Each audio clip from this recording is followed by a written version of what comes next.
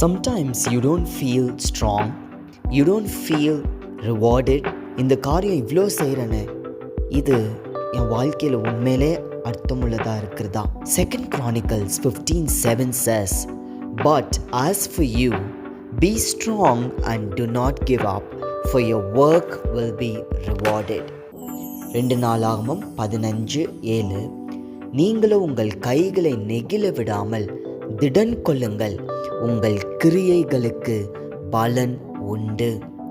This is the word God gives you today. You who stayed up late, you who forgave when it hurt, you who prayed and sowed and strayed, அநேக காரியங்களை மன்னித்து மறந்து அநேக காரியங்களை hard work பண்ணி கஷ்டப்பட்டு செஞ்ச ஒவ்வொரு செயலுக்கும் கட்டாயம் பலன் உண்டு என்று ஆண்டவர் உங்களுக்கு சொல்றார். Your work will be rewarded. Your effort carries eternal weight. மிகப்பெரிய மகிமை அது சுமந்து கொண்டிருக்கிறது, நீங்கள் போட்ட ஒவ்வொரு பிரயாசமும். God sees the private tears, உங்கள் கண்ணீர், your silent sacrifices.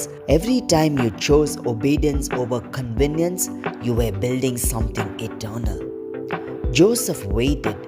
David ran from caves. Ruth gleaned fields. They didn't know the reward, but they stayed faithful, and God never forgot them. ஆண்டவர் ஒருவரையும் மறக்கல.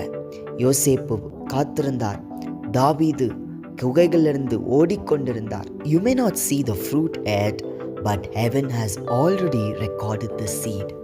பரலோகம் உங்களுக்குரிய ஒவ்வொரு வேலையையும் கிரியையையும் விதையாய் எடுத்திருக்கிறது.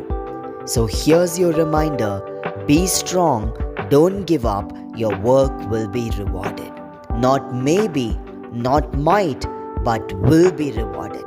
கட்டாயம் கிரியைகளுக்கு பலன் உண்டு. இருக்கலாம் என்று சொல்லவில்லை, உண்டு என்று சொல்லப்பட்டிருக்கிறது. Let's pray. Father God, thank you for your wonderful word. When we work hard, you remind us that you are the rewarder. செய்த ஒவ்வொரு காரியத்துக்கும் நீங்க பலன் கொடுக்கிற தேவன்.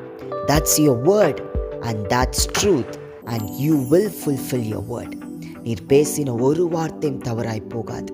இதுவரை செய்த காரியங்கள், செய்து கொண்டிருக்கிற காரியங்கள் எல்லாவற்றிற்கும் நீர் பலனை கொடுக்க போறீர். நமக்கு நன்றி.